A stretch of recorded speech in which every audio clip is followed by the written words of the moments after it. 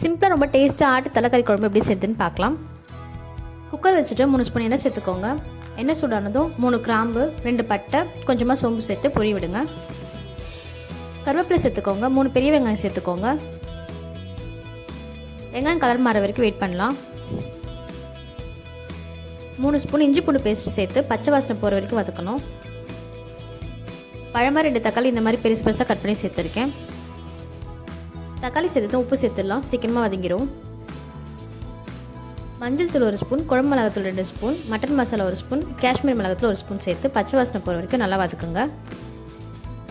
சுத்தம் பண்ணி வச்சுருக்க ஆட்டு தலைக்கறியை நம்ம சேர்த்துக்கலாம். மசாலா எல்லாம் கறி கூட நல்லா செய்கிற மாதிரி கலந்து விட்டு ஒரு 2 நிமிஷம் வெயிட் பண்ணிக்கலாம்.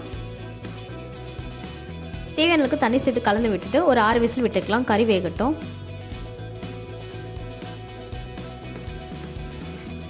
6 விசில் வந்துடுச்சு. இப்போ ஓப்பன் பண்ணி பார்த்துக்கலாம்.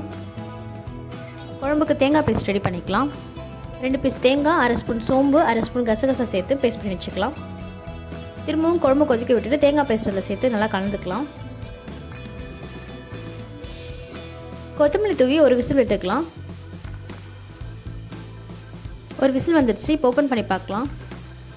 தேங்காய் சேர்க்காமலும் செய்யலாம், பட் தேங்காய் சேர்த்திங்கன்னா அது இன்னும் கொஞ்சம் டேஸ்ட் அதிகமாக கொடுக்கும். ரொம்ப டேஸ்டியான ஆட்டு தலைக்கறி குழம்பு ரெடி ஆயிடுச்சு. இந்த வீடியோ உங்களுக்கு பிடிச்சிருந்துச்சுன்னா லைக் பண்ணுங்கள், ஷேர் பண்ணுங்கள், சப்ஸ்கிரைப் பண்ணுங்கள். தேங்க்யூ.